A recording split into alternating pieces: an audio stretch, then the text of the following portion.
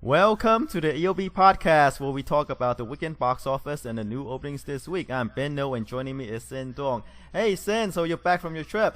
Yeah, I'm back. I missed a week. You missed a week. You missed Miracles from Heaven and you missed the third Divergent movie, Allegiant. Wait, I missed last Monday, right? Yeah, you last Monday. That's where we talk about. We're supposed to Give our projections. give our projections and digest what happened at the box office. And Allegiant was on, and Miracles from Heaven was on. All right, let's get to those then. Let's start off with Zootopia repeating at number one. Now it's a third weekend at number one. It made 38 million over the weekend. Amazing hold. It's still sub 30 drop off. Right now it's only like about 26% drop off, and in 3 weekends it made 201 million. This is pretty amazing. Amazing word of mouth. I mean, when movies open this big, they don't hold drop off in the 20% range. The word of mouth has been amazing on this. In China, it's just not word of mouth. It's just the interest level too. I mean, it opened to 75 million, right? Mm-hmm. So we were projecting we were saying about 60 plus, and I was going low on that. Mm-hmm. The second weekend, the drop off is only about 32%, which is amazing, right? Yeah, usually for movies that open that huge, like 75 million, the second weekend, 38 million is what you usually get for the second weekend. But we're getting 38 million at the third weekend, which is really amazing. And yeah, like even Deadpool, right? It opened huge, but then experienced a greater than 50% drop off too. Right. So Zootopia, the word of mouth is pretty amazing. In China, it's even more amazing. I think I mentioned it last week that its second weekend grows 3 times as much as the first weekend, the opening weekend. So that's how great the word of mouth is on this movie. In China, animated features is a genre that isn't as established as live action. And for Zootopia to grow 3 times as much on the second weekend is pretty amazing. And it shows even in the US, the word of mouth is so great that even on its third weekend, it's still at 38 million. Yeah, and it added additional theaters, over 100 theaters to the total. Right. So wow, Disney animation is starting to take over, or get very close in terms of box office, get pretty close to Pixar. Yeah, and they're doing it with an original cartoon. It's not a sequel or anything, or it's not based on one of these fairy tales. Right, yeah. And they're also getting amazing reviews. Zootopia is 99% on the tomato meter? Near perfect, yeah. Yeah, this is the kind of rating that Pixar's used to get for every single film they release. Now, every single movie released by Disney Animation, people are expecting 90% plus reviews. And, huge business at the box office. Now I think people are more interested to see what's coming out Disney Animation than even Pixar. Well, I mean, like I said, there was before, there was this excitement over Pixar's movies. Now the tide has turned back to Disney. There's this excitement over Disney's movies because, like I said, they're showing people something new. And judging by the way the movie's going, it's probably going to end up behind Frozen as the second highest domestically animated movie. Okay, how about we move on to number 2? Okay. Coming in at number 2 is the third Divergent movie, Allegiant. It pulled in about 29 million over the weekend. It's a huge drop off of the second movie. Second movie opened to about 52 million. The third movie only made 29. And I was expecting the movie, given the downturn, it's turned out to pull in about 45 to 50 million. Right. But it did way worse than what I projected to do. Yeah, 29 million. That's a huge drop. And Allegiant is the worst review movie. I mean, it wasn't a well-reviewed movie. I mean, the other ones, but this one is the worst one. It's 18% last time I checked on Rotten Tomatoes. Oh, now it's at 10%. Wow, it fell in further. Gee, so people... How can a sci-fi movie drop that low? Right. I guess not only are critics disappointed by this, it seems like the audience are flocking away from this series too, which doesn't bode well for the fourth film. They split the third book into 2 films, Allegiant, and the next one is Ascendant. Yeah, so this doesn't bode well for that. At 29 million with poor reviews, what's the cinema score on this? B. Just kind of average. Which is not bad. Yeah, which is kind of not average. I don't know. This could be pretty bad. I think this could have a typical sci-fi drop-off. Could be 60% plus next week. It's possible because hey, the opening wasn't great, right? I mean, you Yeah. expect that fans of this series would flock to watch this movie, given the huge opening of the previous two, right? But this one is like almost half the drop off. Yeah. You know, It's only like 60% of what the previous two films did. This movie will probably not get to 100 million. Wow. 80 is probably around where it's headed. What's the budget on this? I don't know, but the previous ones, or with the exception of the first movie, that second movie was like 110, 115. The first Whoa. one was around 80ish. So Oh, this one okay. will probably be 100 million plus. Right, because of the international market, right? The first couple did really well internationally too, right? Worldwide, it's the first one is 288. Oh, okay, 288. Insurgent did a little better, 297. And so far, worldwide, Allegiant is 82 million. Wow. So overseas, it did 53 million. Although overseas, it opened a week early. So it's doing about the same overseas, and we'll have to see where this goes at 82 million. I guess comparatively speaking, not nearly as well as the previous two films. Just like a complete, well, not dud, but it's Yeah. getting there, right? You expect this movie to get about over 60% of its gross overseas, and right now it looks like it's failing here. And overseas, it's probably going to follow the same trend. It's going to be lower than the other two movies. Right. The question is, do you think this is just like the previous movies, like the Hunger Games, where the second to the last movie didn't do as well, or do you think this is kind of like a worrying trend for them? It's like, okay, the Ascendant is going to make even less. Normally you see the final movie getting a little bump, Yeah. but even getting a little bump from 29 million is worrying, right? Yeah, very worrying. And reviews that poor, I wouldn't be surprised if nobody cares about the last one. Like, I wouldn't be surprised if Ascendant will open to like 15 million range. Wow, I don't know about that low. But we'll see. I'm jumping to conclusions, but we'll see. Yes, you are. If that happened, I don't know. We'll see the second. I guess the second weekend is going to be more telling than the first. Yeah. I think. And things don't look good for the second weekend, though. I know. That's Yeah. what. But we'll see. We'll know Yeah. for sure come second weekend. And Right. hey, remember when we argue about whether Shailene Woodley is a star or not?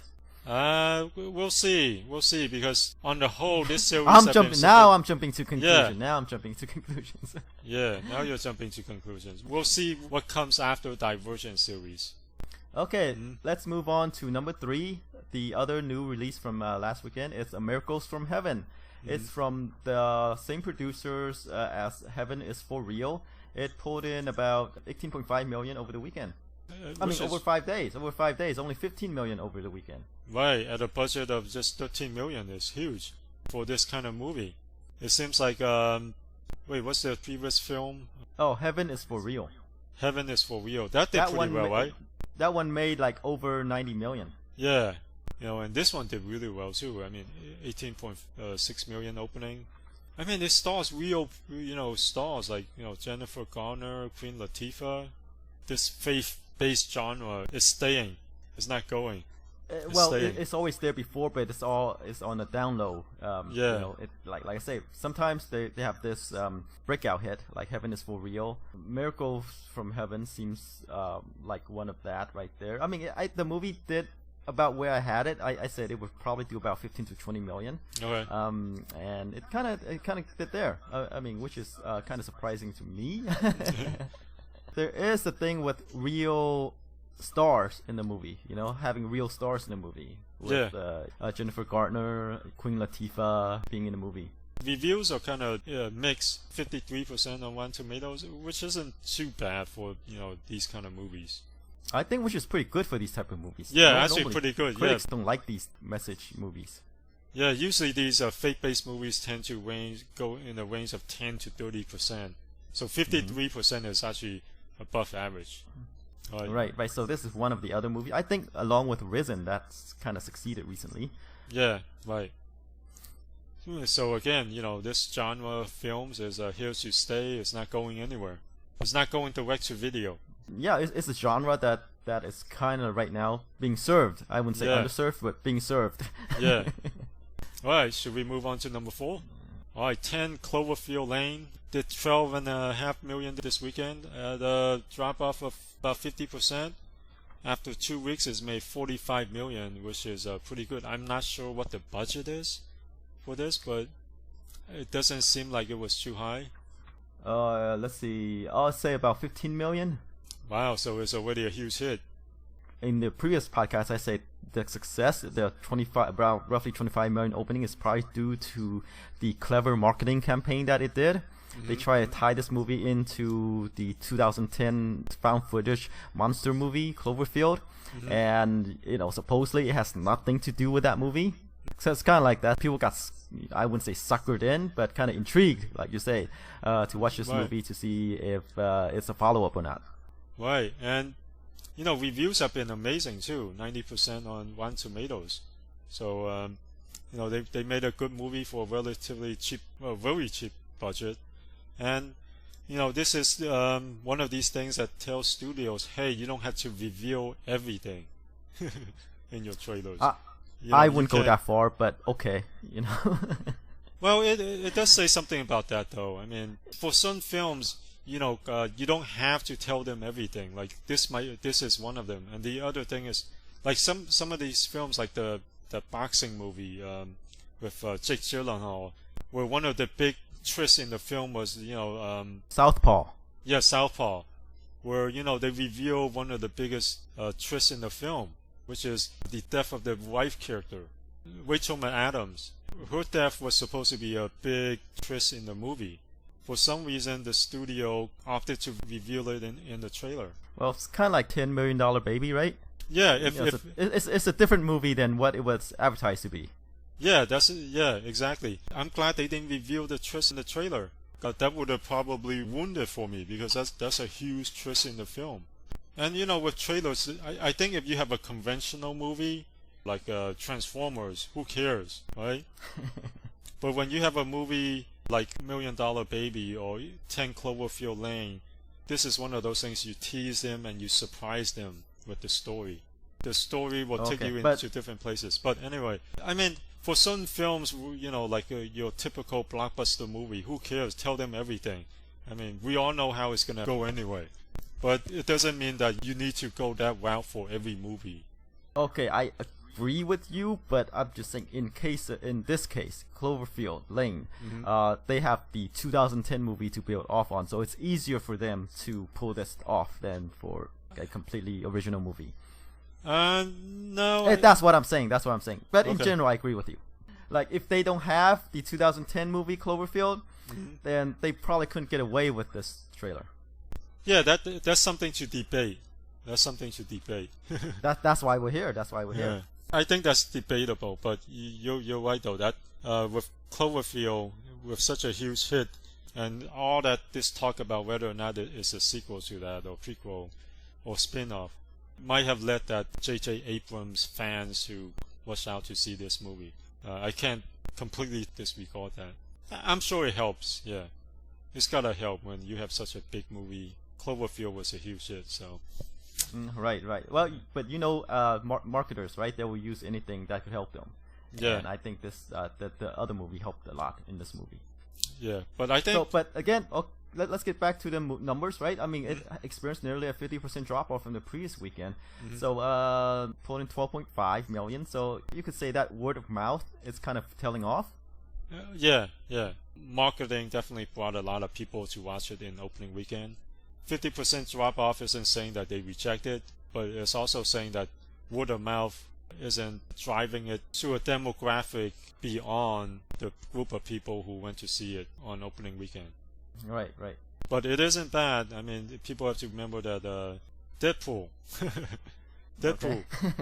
opened to huge numbers and still experienced, even with great reviews and great word of mouth, still experience, this type of drop off. So it's a normal drop off. Yeah, normal drop off after a huge opening. Right. This is not Zootopia. Yeah, not Zootopia, but not your typical blockbuster. Let's put it this way. Okay, well, I feel that 10 Cloverfield Lane did its job, right? It Yeah. pulled in the people. It made back its budget. Mm-hmm. More Well, than its budget. way more than its budget. It's already Right. profitable. Okay, at number 5, Deadpool, 8 million. It's holding on now that all the people who rushed out to see it have seen it. It's actually holding up pretty well. 27% drop off. It held up the best compared to the previous weekend, right? I think so. Yeah, and it's at 340 million, which is really, really good. At a budget of just 58 million, this is probably one of the most profitable comic book movies. Right. Not much else to say about this, and since the movie's already released in over 6 weekends, and other than to say, hey, Deadpool will open the way for more R-rated superhero movies. Right. Okay. Worldwide, the worldwide figure is at 730 million. Seems like most of its fan base is from the U.S., but the 350 million from overseas is not bad either. Yeah, but then again, like this movie is banned in China, so it won't see. Oh money from yeah, there. yeah. That's So a it huge could be thing. bigger. Yeah, it could have been be bigger. Could have been 800 or 900, or even a billion. Maybe we'll never know. Okay, moving on to number 6 is London Has Fallen. It pulled in about 6.9 million in its third weekend, experienced about 36% drop off, and its domestic take is about 50 million. The budget is 60. Yeah, which is not bad. Not bad. At a $60 million budget, it's not gonna do nearly as well as Olympus Has Fallen, but it'll make a decent profit. Although at this rate, I'm not sure if we'll see another one though. Yeah, the domestic take is not good, but we'll see if the international numbers can help it a lot. Yeah. Help it though. Box Office Mojo didn't have the international tally up yet. It has the numbers, but for some reason it didn't tally them up. Alright, so moving on, number 7 is Whiskey Tango Foxtrot. It pulled in 2.8 million in its third weekend as well. Experienced about nearly 40% drop off. About 20 million so far in its domestic take. Budget is 35 million, so not a strong Tina Fey comedy. Yeah, it's gonna lose. It looks like it'll lose money. Kind of a disappointment, I think. It is a disappointment. Reviews were kind of mixed. 63%, not bad. Not bad. Reviews are not bad, but the box office is kind of bad with a $35 million. Yeah, it looks like it'll end its theatrical run maybe 25? Yeah, if 25. it's lucky 30. Yeah, depending on how it does on video, it might make back its money. But overall, kind of a disappointment. It is, given that it is, Tina Fey was on kind of like a run, and then you add in Billy Bob Thornton, Margot Robbie, other people. That's good people. But then again, it's a movie about one of these The war-torn Middle countries. East. The Middle East, yes. And those movies usually don't do well. Yeah, and compared to those movies, this is actually not bad. Relatively speaking, of course. Yeah, right? relatively speaking, yeah. Because the last couple did less than 5 million total or something like that, or in that range. And this one has already done. Eventually, probably, like you said, end this one at 25 million, which compared to the previous couple is really good. But with a $35 million budget, disappointing. Okay, number 8, The Perfect Match. It pulled in about 1.9 million in its second weekend. Experienced about 56% drop off, 7 million so far. This is a movie I thought could do better, but it didn't. Yeah. Usually, movies targeted towards the African American audience are pretty reliable, but hey, they just didn't care about this one. Yeah, and the low theater count should be a tip off for us. It opened in about 900 theaters or so. So, I mean, normally if they have confidence in it, they would open it wider. Yeah, I'm not sure because usually films targeted towards that audience open in the 1,000 to 1,500 range. So the theater count wasn't that surprising to me because usually these movies have a pretty good per screen average. So for some reason, this one just didn't connect. I blame March Madness. Could be. Could very well be. Let's chalk it up to that. Yeah, could very well be. We're just pulling this out thin air, but hey, yeah, if there's a reason, that might be it. Yeah. Alright, the Brothers Grimsby, 1.4 million, 50% drop off. It's made 6 million after 2 weeks. It's a dud for Sony and for Sacha Baron Cohen. His previous 2 films have done about 60 million, and this one's a complete dud. I guess his humor is just not catching on after Borat. But I don't know if his humor's not catching on. I think he moved away from his humor. Oh, with the Brothers Grimsby? Yeah. Maybe it's not outrageous enough.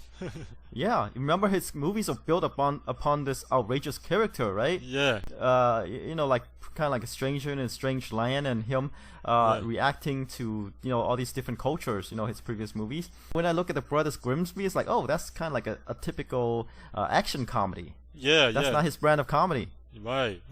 And with Bruno and the Dictator, with both of them doing around 60, I was kind of expecting that. Like, hey, maybe he's the comedian that can always pull in 60 million at the box office, which isn't bad, if he can do that consistently. But the Brothers Grimsby, puts his career. Well, it's only one. We'll see. Everyone can have a misfire once in a while, so we'll see what he does next. Right. This is a complete miss. I don't know what happened here. I mean, you expect him alone, even in a comedy, right? He's he's probably good for like a 15 to 20 million opening. Yeah. For some reason, the Brothers Grimsby completely whiffed. A 3 million opening in the second weekend, only put in about 5. I can't explain this movie. It's just an all-round dud. Let's move on to number 10. The Revenant pulled in another 1.2 million after 13 weeks, which is a long time. In theaters, it has made 181 million at the box office. Let's see, worldwide it's at 483 million, which is pretty darn good. Yeah, after 13 weeks, still in the top 10. Amazing hold. Yeah. Even though the gross does not show that it's that big of a movie. Only 181 million domestic. Only. Only, yeah, but still, I mean, you expect it to be in the 200 and 300 million range, right? Right. A movie is staying in theaters for so long already, right? How about we move on to the openings? We have 2 this week. The Batman vs Superman: Dawn of Justice movie. It's open in over 4,000 theaters, and the sequel to My Big Fat Greek Wedding. So let's start off with the biggest one. Batman v Superman. The marketing has been ubiquitous. It's everywhere. We've seen a gazillion trailers. We pretty much know everything we have to know about this movie through trailers and marketing already. HSX has Batman vs Superman at 172 million opening. Wow. Do you think it's going to be that huge? The hype for this movie is huge. I think people are excited for this movie. But 170 million, I don't know. I don't feel that this is 170 million, but there might be some external factors at play because this movie is everywhere. They're hyping this up as the greatest showdown since Pacquiao versus who's that guy? Floyd Mayweather, right? Yeah, Pacquiao versus Mayweather, right? So it could be. There have been some reports that the test screening didn't go too well, but I'm not sure how many people have heard about the test screening. There have been reports that it wasn't tracking so well, but this movie, there's so much hype around it. The first film did decent, not spectacular. It opened to 116 million, eventually grossed about 300 million domestically and about 600 million worldwide. Solid, but not great, not extraordinary. But this one, the stakes are much higher. It's Batman vs Superman. It's like they threw in, Dwayne The Rock Johnson to, rejuvenate the franchise. I'm sure having Batman there probably will add some to the opening, but will it add another, 60 million to the opening? I'm not sure. Possible. I'll let you do the heavy lifting. Give me the number. Okay. Well, this is a movie that cannot fail for Warner Brothers. So that's why they're throwing everything at it. They bring in Batman, they bring in Superman, Wonder Woman, and who knows what else, right? I'm sure there could be surprises that'll turn up, right? And they're jumping right into the story. Oh, well, I don't want to reveal anything, and I don't even know who the big baddie is, but they're going to jump right into the meat of the story. There's nothing that you can reveal that they haven't already revealed through all the trailers. Okay, okay.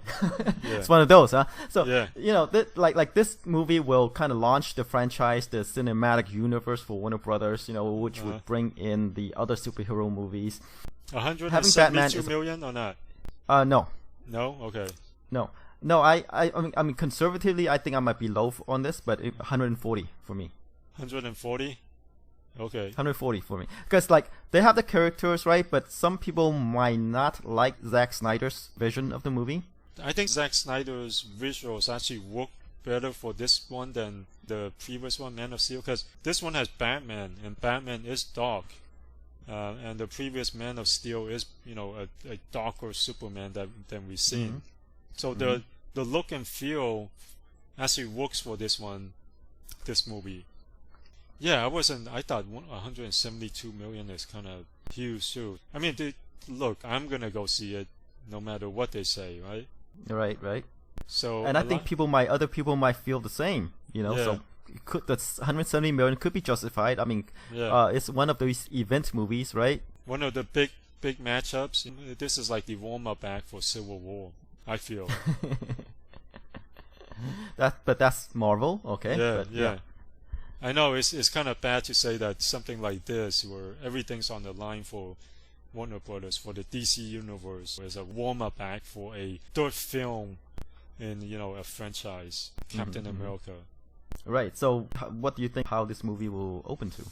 I mean, originally I was just thinking, yeah, probably like you, 140, but I wouldn't be surprised if it did 172. We were wrong before, right? I mean, when Yeah. we looked at Deadpool, we said it wouldn't do as high. Yeah. The tracking numbers are higher than ours, and they were right. So, Yeah. could be that they have something there. We're both kind of in agreement about 140, but hey, XSX is 172. So we'll see on Friday. Okay, we'll see on Friday. But the thing is, like, why we're going low on this one is because of, Warner Brothers' track record with their previous superhero movies. They haven't proven to us that they can make the movies on the level, of Marvel's or even Fox, right? And this is really the first case for them. And this is a movie that they can't fail on. I mean, Man of Steel did okay, not huge, relatively speaking, to other superhero movies. On comic book resources, it says that tracking numbers point to 154 million opening. So we're actually slightly below the tracking numbers, but these tracking numbers have known in the past to be not very accurate. So we're kind of in the ballpark. So right. I mean, couple million here, couple million there. Yeah, XSX is kind of on the high end, 172. So we'll see. I think a lot of it also depends on the reviews. If the reviews came out really bad, like 30% range, then that's gonna affect the box office. Here's the thing I feel about Batman versus Superman is that fans are ready for this movie. Yeah. It's whether or not it can deliver. It's like people waiting for them to take the money. It's like audience are saying, "Hey, take my money, please." But it's whether they can deliver. That's the thing for this movie. Yeah, and if it doesn't deliver, it would have to be really bad. I would say it would have to have a score in the low 30s on Rotten Tomatoes for this film to open below expectations. Let's put it that way. Below expectation is probably around 140, right? Yeah. Because even Man of Steel wasn't that well reviewed. I think it was kind of mixed, like 50% range. And it's directed by Zack Snyder. So Batman vs Superman might fall around there, might be a little bit higher. But again, this is just based on one test screening, so it might just be jumping to conclusions. Like I said again, if the reviews are in the 30% range, then word of mouth might spread. I have to say, this is one of, like I said, an event film. People are gonna go out and watch it in groups. Even though it's that bad, it might not affect the box office that much. I feel. I think for something like this, it could, because it might open huge on Friday and then experience a huge drop off on Saturday if the reviews are that bad. When bad word of mouth starts coming out on Friday, it could affect the Saturday figure and then collapse on Sunday, which has happened before. Right. The fact that there are no reviews yet is kind of troubling. Well, it's not troubling. It's that they kind of embargo this movie. You know, Yeah. they don't want to reveal what's already out there. Yeah. It's like one of these movies that WB wants you to go out and watch. They're not going to completely embargo this film, right? Have they already had press screenings? Doesn't seem like it. Otherwise, we would have seen reviews already. The fact that they're putting a lid on screenings, we'll see in the next couple of days. If there are no reviews, then it means test screenings did go pretty bad, and they are trying to hide anyone from giving out their reviews. So we'll see in the next couple of days. If there are no reviews until opening weekend, then that's really troubling, and then I think the numbers will be disappointing. But we don't know until the next couple of days. Okay. Oh. Well, the thing I want to add is that March Madness is going on, so it might have some effect on this movie as well. So. Okay. Yeah, that's true. Same demographic. Let's move on to My Big Fat Greek Wedding 2. The first one was a humongous sleeper. It made how much? Like 180 million or something? It made 241 million domestic. Okay, even more. Even more. Budget is only 5 million. Yeah. So And Nia Vardalos and John Corbett haven't been in anything this huge since. or even remotely close to it. Given all those years, that excitement that the first film generated is probably all gone. And the fact that Well, they pretty much did a reboot with this movie. yeah, kinda. It feels really derivative. Well, the first movie was derivative too. You think? No, I don't know. I I thought think. I liked the first movie. I thought there were a lot of No, the first movie's good. I mean, it's not the derivative, not in a bad way. I think it's, Okay. it's like, hey, it's a romantic comedy, you know. Yeah, it is in a that sense. yeah, you know, it is a typical derivative in that sense. yeah, it is a typical romantic comedy that pushed the right buttons. That's well done. That I think that's the main thing. It follows all it follows the romantic comedy formula, but it followed it well and it did it well. Right, it's executed well. So Yeah, executed well. This one doesn't look like it's executed well. On Rotten Tomatoes, there's only 4 reviews so far, but 3 of them are negative, with only 1 fresh. So it's not looking good, and the couple reviews I saw online were also pretty bad. Not good. like I say, this movie, they pretty much did a reboot, except this one, instead of them having the wedding, it's their parents having a wedding, and then they just threw a daughter in between. First one's a surprise hit. It came out of nowhere, right? It has all the good buzz going for it, and they're trying to capture lightning in a bottle again, which is difficult to do. Right. It almost feels like a cash in. If they were gonna do it, they should have done it a long time ago. Like if they waited this long, they should have something that's like really, really good that they can put out there and not make it feel like it's a cash in. Cashing in from the success of the first film. And this is a sequel that no one's asking for. Yeah. And having so many years in between, and the people fans of the movie have probably moved on. It's kind of like Zoolander, right? Yeah, and the stars of the Zoolander film. 2. The stars of the film hasn't had much big success in between. They haven't done anything notable in between. It's not like anyone in there have become like superstars. Alright, so give me a number. Oh, let's see. How about even judging by that, I'm going to go with 10 million. Yeah, I'll go with 10. 10 is about right. You've got it right there. It's like the people who knew who John Corbett is, who knew Nia Vardalos is. Those are probably indie people. Usually they keep track of TV or whatever in these movies. And the people who are fans of the first movie have grown old. They probably wouldn't want to go to theaters anymore, right? And so that's why the lowest number. And I don't think it'll reach anywhere near what the first movie did. Yeah. It's not like this was Star Wars with a rabid fan following. Exactly. It's not a movie that needs a sequel. Yeah, exactly. The first wedding was fine. The second wedding is just like superfluous. It's like not necessary. They just, like you say, a cash in that should have happened years ago. But hey, they're doing it right now. Right. All right. So we'll see how big Batman vs Superman is, and we'll see how low My Big Fat Greek Wedding 2 will go. All right. I mean, we were both having Batman vs Superman to open in the 140 million range. If it did that, it's a huge disappointment for the movie. Should do higher given the stakes involved. Yeah, And, I wouldn't say that's a you know, huge and- disappointment. At 140 million, might be okay. But I think if it did like 100 million, then it would be pretty disappointing, or even 110 million. 140 is probably not bad. It wouldn't make or break the movie. Yeah, but yeah, it's yeah. still disappointing, Yeah. given the investment involved. Yeah, And what's at stake. right. All right, that's all for this week. We'll come back next week when I hope we don't have the technical difficulties we have this week. All right.